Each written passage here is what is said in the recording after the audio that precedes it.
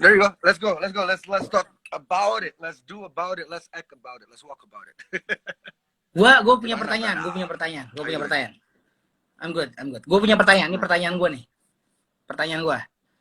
Apakah menurut lo segala sesuatu yang lo bahas, baik itu mengenai COVID maupun WHO, persepsi lo bahwa itu udah pasti absolut 100% seperti itu? Ulang, please tolong diulang karena putus-putus. Oke. Sorry. Apakah lo ngerasa pandangan lo soal masalah yang lagi sedang terjadi ini, pandemi coronavirus COVID, WHO, Bill Gates dan segala sesuatu, itu sesuatu yang menurut lo absolut pasti problemnya seperti itu? Oke. Gini, berdasarkan semua bacaan saya, dari semua bidang ilmu yang saya dapat ya, there's no, dari secara ilmu dari secara sains, secara filosofi, secara politik, apapun, tidak ada yang namanya absolute truth. There's no such thing as the absolute truth. Okay. So, jadi, dan bicara kalau kita dihubungkan dengan ilmu quantum physics, reality adalah apa yang diciptakan oleh persepsi kita. So our perception shapes, membentuk reality kita. So you know, the power of your perception is creating your reality, your surroundings. So, jadi nggak ada absolute truth, tapi saya tuh gini loh, I always like balance. Jadi saya tuh dari dulu always terobsesi dengan yang namanya keseimbangan. Jadi ketika ada satu kekuatan yang terlalu dominan, satu kekuatan yang terlalu monopolize, saya pasti punya keinginan untuk sedikit menyeimbangkan gitu loh. Karena apapun itu kekuasaan, power, apapun itu yang berbau dominan, apapun itu yang berbau monopolitif, there's no such words, yang berbau monopolize, itu arahnya akan menjadi sebuah fasisme, you know, sebuah keharusan keseragaman. Jadi dari sana that's my entry point, itu pintu masuk saya untuk main aja bandnya nggak apa. Itu entry point saya untuk memulai mengangkat isu tentang COVID ini, karena yang saya perhatikan khususnya di Indonesia ya, Gor, yang saya perhatikan di Indonesia tuh nggak ada yang namanya keseimbangan informasi. There's no such thing as a balance of information. Jadi persepsi masyarakat kita, jadi kan seperti balik ke ilmu quantum physics tadi, persepsi realita kita dibentuk oleh persepsi kita. Ketika persepsi kita diseragamkan oleh media, mainstream media, ketika persepsi kita itu diseragamkan, satu negara ini dicoba diseragamin, maka realita yang tercipta adalah seperti yang didesain oleh persepsi itu. Dan itu menurut saya tidak sehat. Satu, balik lagi ke sebelumnya, there's no absolute truth. Tidak ada namanya absolute truth, dan kita harus benar-benar mencari dua atau lebih sumber informasi, and then kita bisa dari sana kita mencoba mengelaborasikannya dengan nalar kita sendiri, dengan logika kita sendiri, and then ketika kita sudah menemukan semua sumber informasi ini, dari sana kita akan berada di area yang mendekati yang namanya absolute truth. Tapi kita nggak akan pernah yang namanya ketemu absolute truth, because there's no such thing as absolute truth. Jadi, tapi ketika kita mengambil berbagai sumber informasi dan kita mempelajarinya, dan kita membandingkannya, compare it secara sehat gitu, one by one, dan secara objektif, kita akan ada di area, we will get closer to the absolute truth. You know, kita akan, at least we are getting there, even though we're not, and probably no one will ever, kecuali mungkin setelah kita mati semua baru kita tahu, oh ternyata that's the absolute truth. You catch my drift? Ngerti. Kalau menurut gue gini, ada ungkapan yang bilang, your words create your world. Kata-kata kita, pikiran kita yang menciptakan dunia kita, dan gue setuju banget soal itu. Nah, pertanyaan gue gini, menurut lo WHO, World Health Organization, itu benar-benar isinya hoax semua atau enggak? Of course not, enggak. Same thing as ini loh, kan saya bikin kampanye matikan TV, apa namanya, itu bukan berarti saya anggap semua tayangan di TV itu bohong semua, enggak. Ketika saya bilang lawan WHO, itu bukan berarti saya melawan semua kebijakan mereka. Tapi kan that's why ini pentingnya, this is the importance of putting the putting apa namanya putting context in the perspective gitu. Jadi kita harus paham konteks ini yang kita sedang dalam situasi kayak gimana.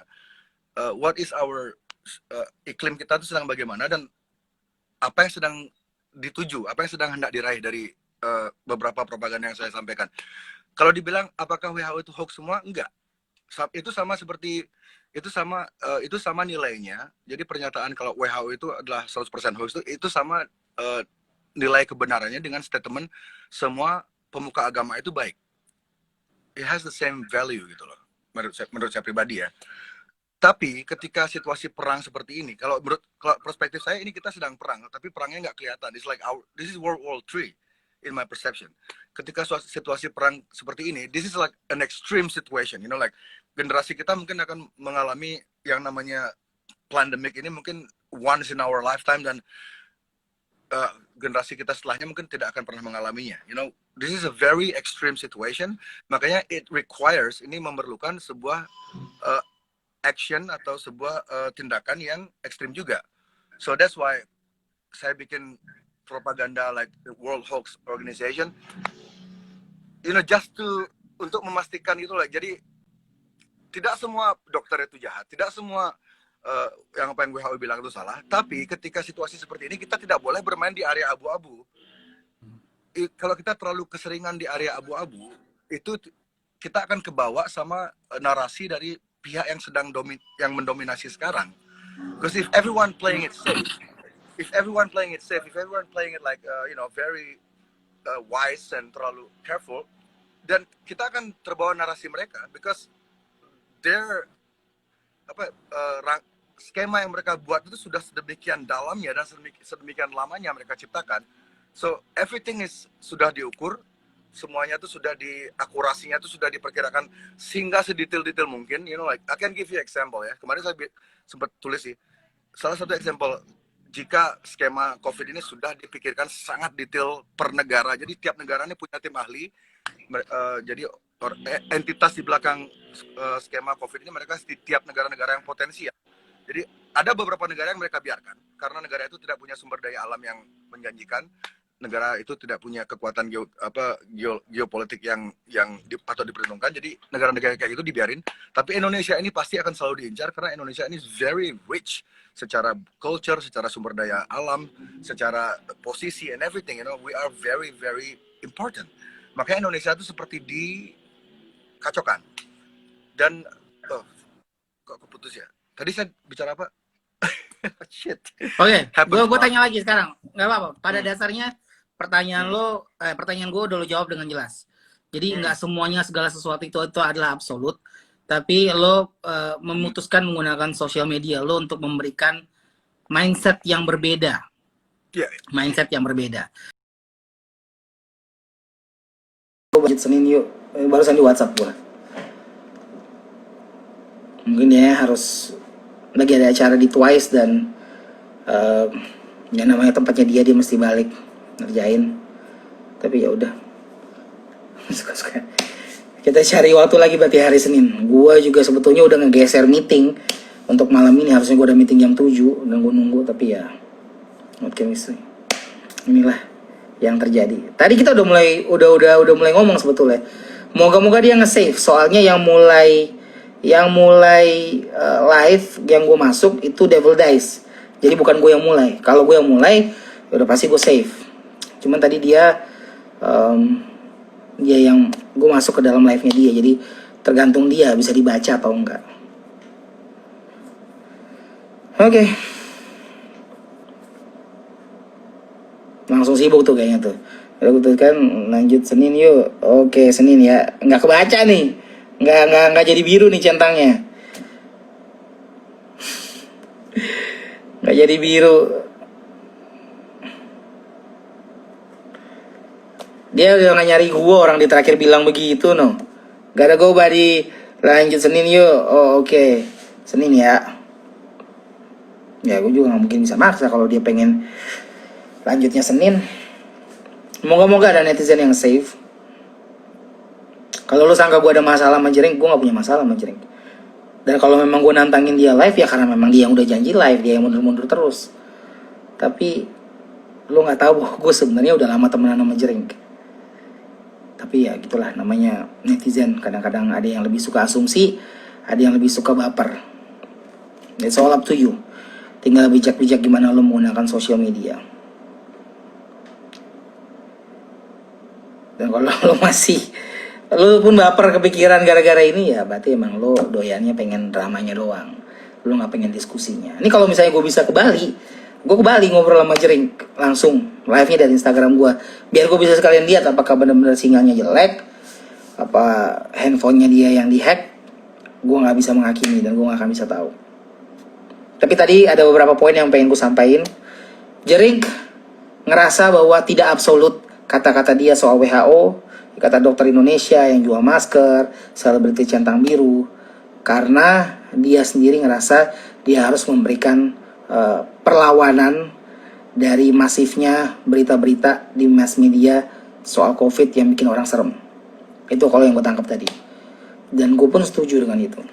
Cuman tadi ada pertanyaan yang gue tanya, gue bilang, lo ngerasa gimana kalau misalnya ada orang yang ikut terbawa persepsi lo dan akhirnya juga jadi dikit-dikit menolak untuk treat COVID ini dengan proper, ikutin aturan yang ada dari pemerintah. Dia bilang tadi, gue ingat bahwa dia akan mempertanggungjawabkan semua hal-hal yang dia bilang di social media. Dan you have to salute that. Nggak gampang. Dan dia nanya, muter-muternya tadi kemana ya? Dia muter-muternya ngomong soal apakah gue percaya konspirasi atau enggak. Gue nggak percaya ada satu orang yang ngontrol. Tapi kalau lu nanya sama gue, selalu akan ada orang-orang yang berusaha mencari kesempatan dalam kesempitan. It's nothing new. Perkara skala mereka, budget mereka segede apa, ya balik lagi ke orang-orangnya. Jadi lu nanya sama gue ada elit global atau enggak usah nyampe elit global, elit lokal juga ada. Kalau misalnya Jering bilang bahwa dunia farmasi memang punya pemasukan yang besar, ya memang dari dulu begitu kan. Kita beli obat karena kita mau merasa lebih secure soal diri kita sendiri, lebih bisa ngejaga kesehatan kita, lebih bisa mengatasi masalah-masalah medis kita gitu. Jadi itu that's nothing new actually. Cuman kalau menurut gue gayanya Jering memang begitu. Temen gue itu anak punk, emang dia nabrak. Dan menurut gue itu sah-sah aja. Kalau misalnya dia ngerasa terganggu dengan persepsi Jering, ya lu sesimpel nggak usah follow. Karena kembali lagi, Jering bilang lu jangan pusing soal mainstream media. Dan di saat yang sama sebetulnya lu bisa treat Instagram Jering sama kayak mainstream media, nggak perlu lu percaya bulat-bulat. Jangan biarin Instagram dan sosial media jadi tempat di mana lu mengisi kepenuhan hati lo. Karena kalau kalau lu lakukan seperti itu, lu akan capek sendiri. Karena sebetulnya lu bisa lebih smart dan lu bisa menggunakan sosial media lebih penting daripada itu. Jadi kalau nggak kuat, ya jangan dilihat Jeringnya, jangan di follow. Gue yakin dia pun nggak masalah kalau lu pengen ngeblok Instagram dia.